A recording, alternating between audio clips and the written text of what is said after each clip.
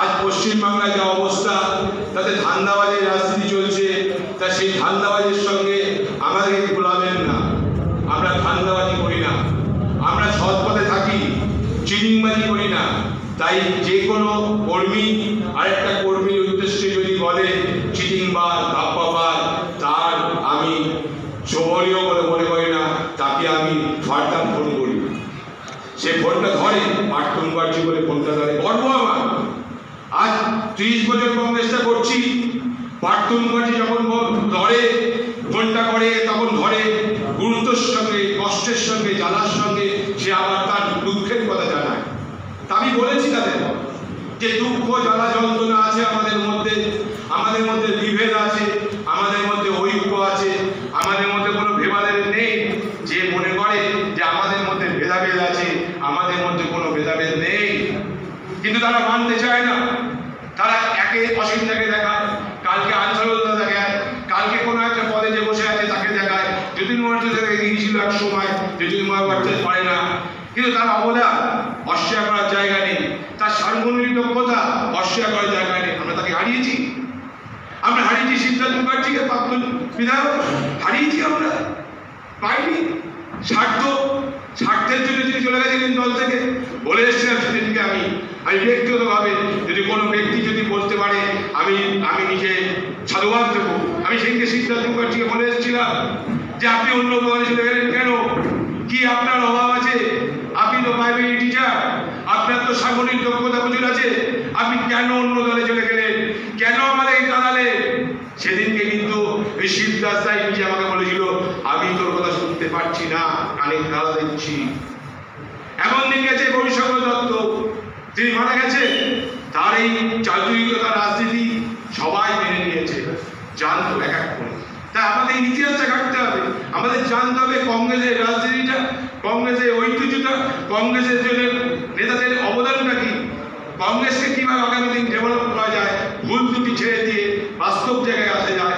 আমরা কিন্তু কোনো পাওয়ার জন্য আসি না দল করতে, আমরা দলটা পাওয়ার জন্য করি না, দলটাকে একটা জায়গায় আনার জন্য করি, যাতে দলটাকে ঝান্ডাটা ধরা যায়।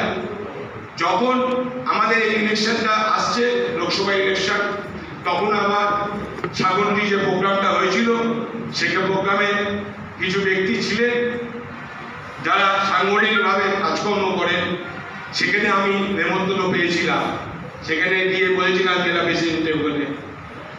একজন আমাদের জেলা নেতৃত্ব, সে নেতৃত্ব আমাকে বললে, বোঝালেন যে কংগ্রেসে যদি জোট না করা যায়, কংগ্রেসে কর্মী ধরার জায়গা নেই। তাকে আমি ফোন নাম্বার নেই আমার কাছে, আমি জানাতে পারিনি তাকে। তিনি আমাদের কংগ্রেসের এই নদী জেলার একটা বড় দায়িত্বে আছে। তা সে কি করে বলে, তার বয়সটা হয়ে গেছে 60-এর মধ্যে, সে কি করে বলে যে কংগ্রেস করা যাবে না, জোট না করলে কংগ্রেসটা করা যাবে না? জোটের কি ঐতিহ্য আছে? জোট আমাদেরকে কি দিয়েছে? আমাদের আইন নিয়ে জোট, তখন লোকসভা ভোট, আমি বলেছিলাম আইন নিয়ে জোট আছে, থাকবে, ভবিষ্যতেও থাকবে বলেছিলাম। সেই মতো এআইসিসি বলেছিল, এআইসিসি যে কথাটা মান্যতা দিয়েছিল, সেই মান্যতা অনুযায়ী আমি কথা বলেছিলাম। এবং বাস্তবিক ক্ষেত্রে যারা আমাকে রাস্তাঘাটে হ্যারাস করেছিল সেই সময়, তাদেরকে আমন্ত্রণে বলেছিলাম যে কংগ্রেস আছে, কংগ্রেস থাকবে, কংগ্রেস তার ভাবমূর্তিটা উজ্জ্বল হবে। আর আমার এই একটা ভোটে, আমার একটা কংগ্রেসে দিয়েতে না, লক্ষ লক্ষ পাগল আমাদের মতো আছে যারা কংগ্রেসটা করবে বলে আসে। কংগ্রেসের যেখানে ঝান্ডা, কংগ্রেসের যেখানে কর্মী কথা বলে, সেখানে গিয়ে দাঁড়ায়। তাই আমি, আপনারা যারা এসছে, তাদের কাছে আমার প্রয়োজনীয় অনুরোধ যে কংগ্রেস করবেন, প্রাণ দিয়ে করুন।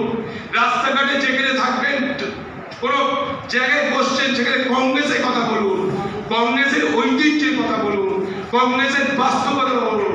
আজ ভারতবর্ষ ডেভেলপমেন্ট যা হয়েছে সব কংগ্রেসের জন্য হয়েছে, কংগ্রেসের কথা বলুন। বিতর্কে যান, মার খান, তাও দেখবেন আপনাকে বলবে হ্যাঁ কংগ্রেস পাগল। এই প্রমাণটা করুন যে আমি কংগ্রেস পাগল, কংগ্রেস ছাড়া ধান্দাবাজি করি না। কংগ্রেসই আমার যদি জ্ঞান হয়, কংগ্রেস যদি আমার বাবা মা হয়, তাহলে আমি ধান্দাবাজি যদি করি, আমি কংগ্রেসই করব। কংগ্রেসের মধ্যে যদি কোনো রকম বদমাইশি কেউ থাকে, তাকে বদমাইশির জায়গাটা অফ করবো। তাই ধান্দাবাজি কথা বলে আমাকে উপহার দিয়ে লাভ নেই, কারণ আমরা ধান্দাবাজ নই, আমরা প্রাণপাত করি কংগ্রেসের জন্য, আমরা প্রাণ দিই, আমরা কেউ রক্ত চাইলে রক্ত দিই, আমরা অর্থ দিতে পারি না, অর্থ আমাদের কাছে নেই, অর্থ সম্ভব না। আমাদের একটাই ইস্যু, কংগ্রেসটা উঠুক, কংগ্রেস বাঁচুক, কংগ্রেস বড় গানে আছে। আজ যেখানে দাঁড়িয়ে আমরা সভা করছি, জেনে রাখুন তাবর তাবর তৃণমূলের নেতারা তাকিয়ে আছে, কে ডাকলো কংগ্রেসটা করতে, মার খাবো নাকি রাত্রিবেলা। বাস্তব কথা বলে যাচ্ছি, আজকে কংগ্রেসটা যেখানে সই করেছি বুকটা করেছি, কিন্তু পাঠ্যপুকাটি বুকটা করেছি, গর্ব করছি না। মার খেতেও পারি রাত্রিবেলা, হেলার হতেও পারি, তাও না আমি কংগ্রেসটাই করবো, কারণ কংগ্রেস আমার মা, কংগ্রেস আমার বাবা, কংগ্রেস ছাড়া আমরা কিছু বুঝি না। এখানে এসেই একটা নিয়েছিলাম, রাত ঘুরিয়ে দিয়েছি, আমি বলছি, কিন্তু আমরা আইন নিয়ে জোট আছে। আমাদের রাহুল গান্ধীকে আমরা যদি ক্ষমতা থাকে তা আমরা রাহুল গান্ধীকে মেইল করে জানাবো যে আপনি ওখানে আইন নিয়ে যোগ করছেন, কিন্তু তৃণমূল আমাদেরকে এই ব্যবস্থা করছে। আমরা তৃণমূলের বিরোধিতা নই, কারণ তৃণমূলে যারা তৃণমূলটা করছে এসে তারা কংগ্রেসেরই রক্ত। তাই বন্ধু, আইন নিয়ে জোটে কি হচ্ছে আমরা দেখবো, শুনবো, জানবো, কিন্তু কংগ্রেসটা নিজের পায়ে দাঁড়াতে পারবে কিনা, নিজের পায়ে চলবে কিনা, তার জন্য আপনাদের টাকা, আপনার প্রত্যেকে আপনাদের সচেতন কর্তব্য দিয়ে আমাদেরকে উৎসাহিত করবেন, আমাদের গর্ববোধ করবেন। আমরা গর্বিত কংগ্রেস কর্মী হয়ে, কংগ্রেসের কর্মীর ঝান্ডা ধরে আজীবন কংগ্রেস কর্মীর ঝান্ডা ধরে যাবো। কোনো নেতা হতে চাই না, কোনো কর্মী হয়ে সারা জীবন বেঁচে থাকতে চাই, কিন্তু দেখে যেতে চাই যে কংগ্রেস কথা বললে পরে একটাকে 100 লোক আসে, এরপরে 200 লোক আসবে, এরপর 400 লোক আসবে। নেতা কে হবে, নেতার পরিচয় কি হবে, সেটা পেয়েছি বুঝবে, প্রদেশ কংগ্রেস বুঝবে। আমার জানার দরকার নেই, আমি কংগ্রেস করবো, কংগ্রেস যদি করতে হয় বেশি হয়ে করবো, 1000 বার করবো। যদি এবার যদি 1 মাস পর ডাকে আমরা আবার করবো, আবার আসবো, মারপিট করবো, অশান্তি করবো, ঝামেলা করবো, কংগ্রেসটাই করবো, কংগ্রেসের মধ্যে আত্মবলিদান দেবো। এই বলে আমার সংক্ষিপ্ত বক্তব্য দীর্ঘায়িত না করে সংক্ষিপ্ত শেষ করে জয় হিন্দ, বন্দে মাতরম। আমার দ্বারা কংগ্রেসের ডেভেলপ করার নৈতিকতা বা মাধুর্য আমার ভাষা নেই, আমার ভাষা একটাই, আমি কংগ্রেস করবো। এখানে সুচিন্তিত বক্তারা আছেন, তারা আগামী দিন কংগ্রেসটা কিভাবে করবেন, কোন ব্লকে আমরা নিয়ে যাব কংগ্রেসটাকে, কোন বিধানসভায় নিয়ে যাব কংগ্রেসটাকে, সবাই মিলে একত্রিত হয়ে আমরা কংগ্রেসটাই করবো। যেখানে 10টা লোক আছে সেখানে 100 লোক একসঙ্গে গিয়ে সেই 10 জনকে হাত মেলাবো যে তুমি কংগ্রেস করো, কংগ্রেসটাই করো, কংগ্রেসটা কিন্তু বুঝি না। এই ভগবান এই অঙ্গীকার নিয়ে যদি যান তাহলে কালকে কি ভুলে যাবেন না। তাহলে আপনারা আপনাদের ব্লগে ডাকুন, যে প্রোগ্রাম রাখবেন সেই প্রোগ্রাম মেনটেন করে, আমার যদি কোনো রকম অসুবিধা না থাকে আমি অবশ্যই যাবো, গিয়ে আমি সময় দেবো। এই বলে আমার মতামত শেষ করে জয় হিন্দ, বন্দে মাতরম, জাতীয় কংগ্রেস জিন্দাবাদ।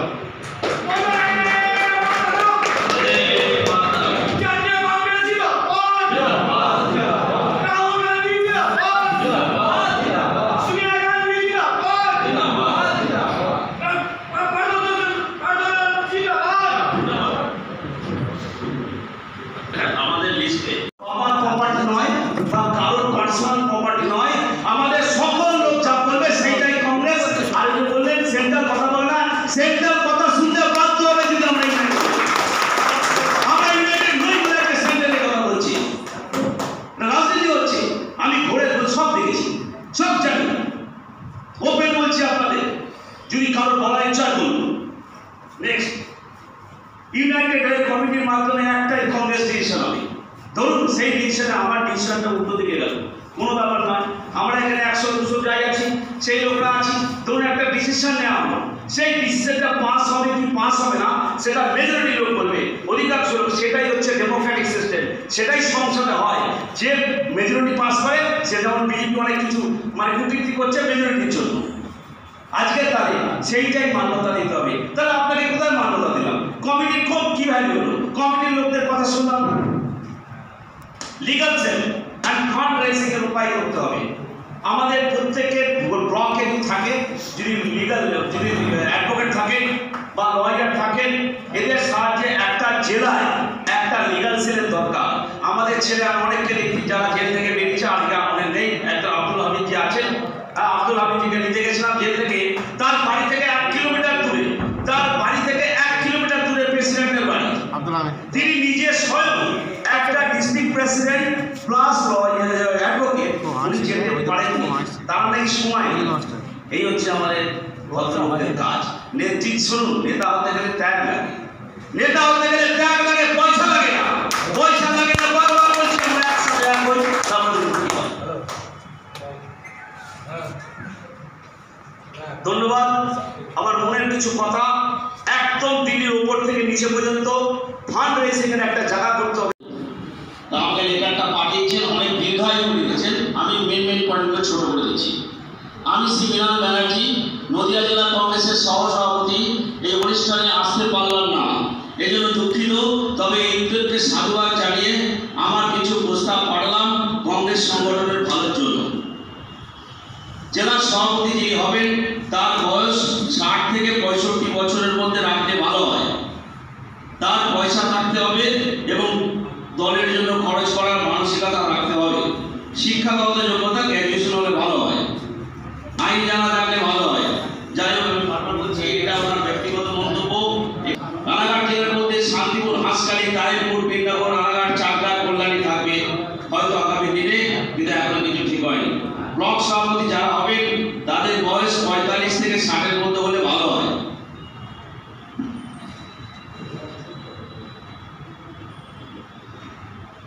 এইভাবে যদি দলকে সাজানো যায় তাহলে আমি মনে করি কংগ্রেস দল আবার ঘুরে দাঁড়াবে। আমি প্রয়োজন হলে ব্লক সভাপতি, অঞ্চল সভাপতি, শহর সভাপতিদের নিয়ে ছোট ছোট করে মাসে একদিন বসতে পারি। উপস্থিত সকলকে অভিনন্দন জানিয়ে শেষ করলাম। জয় হিন্দ, বন্দে মাতরম, জয়। আজ পশ্চিমবাংলায় যা অবস্থা, তাতে ধান্দাবাজির রাজনীতি চলছে। তা সেই ধান্দাবাজির সঙ্গে আমাদেরকে ভোলাবেন না। আমরা ধান্দাবাজি করি না, আমরা সৎ পথে থাকি, চিটিংবাজি করি না। তাই যে কোনো কর্মী আরেকটা কর্মীর উদ্দেশ্যে যদি বলে চিটিংবাজ, ধাপ্পাবাজ, তার আমি শোভনীয় বলে মনে করি না, তাকে আমি ফারদাম ফোন করি। সে ফোনটা ধরে, পার্থ মুখার্জি বলে ফোনটা ধরে, গর্ব আমার। আজ 30 বছর কংগ্রেসটা করছি, পার্থ মুখার্জি যখন ধরে ফোনটা করে, তখন ধরে গুরুত্বের সঙ্গে, কষ্টের সঙ্গে, জ্বালার সঙ্গে সে আবার তার দুঃখের কথা জানায়। তা আমি বলেছি তাদের যে দুঃখ, জ্বালা, যন্ত্রণা আছে আমাদের মধ্যে, আমাদের মধ্যে বিভেদ আছে, আমাদের মধ্যে ঐক্য আছে, আমাদের মধ্যে কোনো ভেদাভেদ নেই। যে মনে করে যে আমাদের মধ্যে ভেদাভেদ আছে, আমাদের মধ্যে কোনো ভেদাভেদ নেই, কিন্তু তারা মানতে চায় না। তারা একে অসীমটাকে দেখায়, কালকে আনসারুল্লাহ দেখায়, কালকে কোনো একটা পদে যে বসে আছে তাকে দেখায়। যতীন মহারাজ গিয়েছিল এক সময়, যতীন মহারাজ পারে না, কিন্তু তার অবদান অস্বীকার করার জায়গা নেই, তার সাংগঠনিক দক্ষতা অস্বীকার করার জায়গা নেই। আমরা তাকে হারিয়েছি, আমরা হারিয়েছি সিদ্ধার্থ মুখার্জিকে, প্রাক্তন বিধায়ক হারিয়েছি, আমরা পাইনি। স্বার্থের জন্য তিনি চলে গেছিলেন দল থেকে। বলে এসেছিলাম সেদিনকে আমি ব্যক্তিগতভাবে, যদি কোনো ব্যক্তি যদি বলতে পারে আমি নিজে সাধুবাদ দেবো। আমি সেদিনকে সিদ্ধার্থ মুখার্জিকে বলে এসেছিলাম যে আপনি অন্য দলে চলে গেলেন কেন? কি আপনার অভাব আছে? আপনি তো প্রাইমারি টিচার, আপনার তো সাংগঠনিক দক্ষতা প্রচুর আছে, আপনি কেন অন্য দলে চলে গেলেন? কেন আমাদের দাঁড়ালে? সেদিনকে কিন্তু এই শিবদাস দাই নিজে আমাকে বলেছিল আমি তোর কথা শুনতে পাচ্ছি না, কানে দাঁড়া দিচ্ছি। এমন দিন গেছে গৌরীশঙ্কর দত্ত, তিনি মারা গেছে, তার এই চাতুরিকতা রাজনীতি সবাই মেনে নিয়েছে, জানতো এক এক করে। তাই আমাদের ইতিহাসটা ঘাটতে হবে, আমাদের জানতে হবে কংগ্রেসের রাজনীতিটা, কংগ্রেসের ঐতিহ্যটা, কংগ্রেসের জন্য নেতাদের অবদানটা কি, কংগ্রেসকে কিভাবে আগামী দিন ডেভেলপ করা যায়, ভুল ত্রুটি ছেড়ে দিয়ে বাস্তব জায়গায় আসা যায়। আমরা কিন্তু কোনো পাওয়ার জন্য আসি না দল করতে, আমরা দলটা পাওয়ার জন্য করি না, দলটাকে একটা জায়গায় আনার জন্য করি, যাতে দলটাকে ঝান্ডাটা ধরা যায়।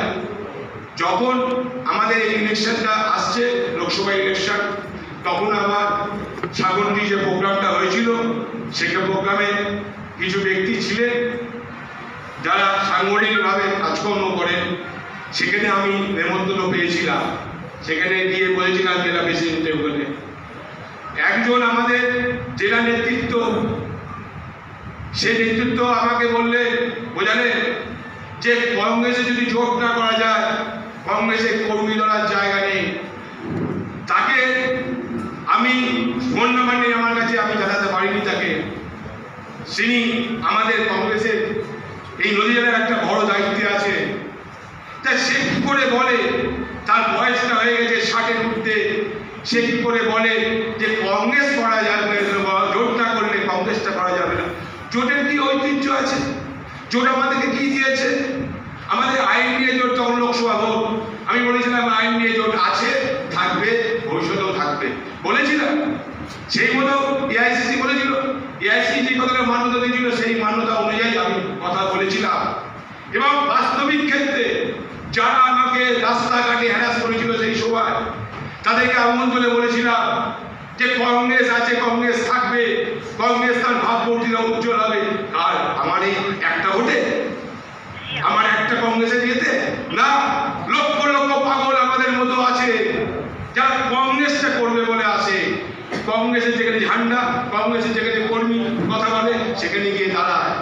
তাই আমি আপনারা যারা এসেছে তাদের কাছে আমার প্রয়োজনীয় অনুরোধ যে কংগ্রেস করবেন প্রাণ দিয়ে করুন। রাস্তাঘাটে যেখানে থাকবেন, কোনো জায়গায় বসছেন, সেখানে কংগ্রেসের কথা বলুন, কংগ্রেসের ঐতিহ্যের কথা বলুন, কংগ্রেসের বাস্তবতা বলুন। আজ ভারতবর্ষ ডেভেলপমেন্ট যা হয়েছে সব কংগ্রেসের জন্য হয়েছে, কংগ্রেসের কথা বলুন। বিতর্কে যান, মার খান, তাও দেখবেন আপনাকে বলবে হ্যাঁ কংগ্রেস পাগল। এই প্রমাণটা করুন যে আমি কংগ্রেস পাগল, কংগ্রেস ছাড়া ধান্দাবাজি করি না।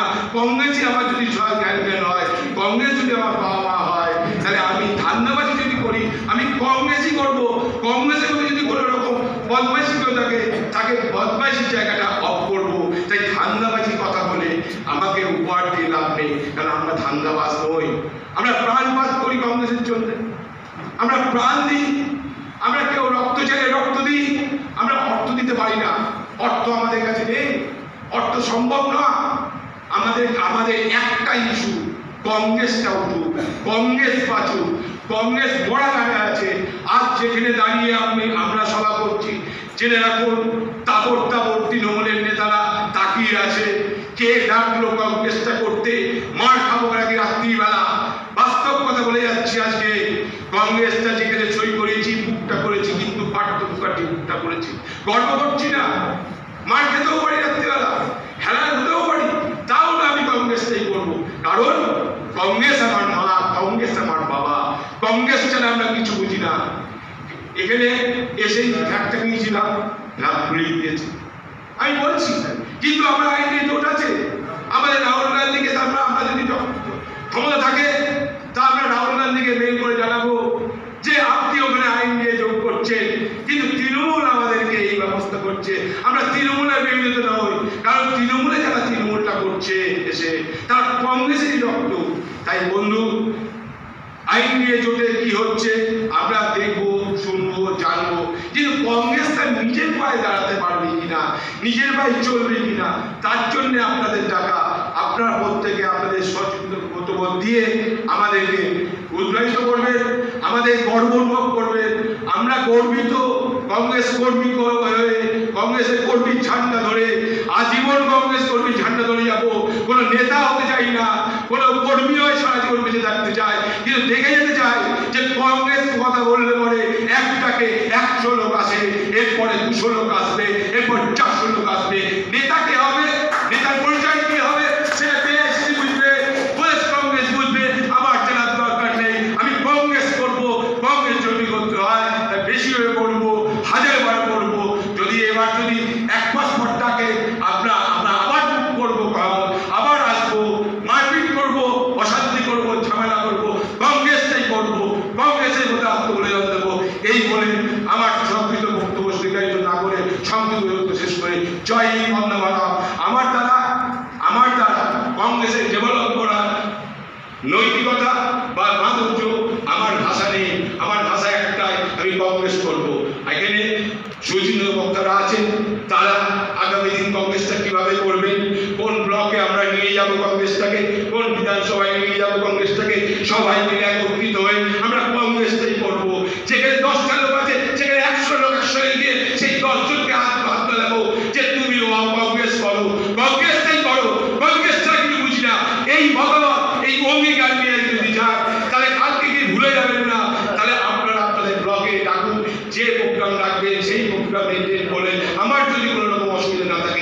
অবশ্যই যাব, গিয়ে আমি সময় দেব।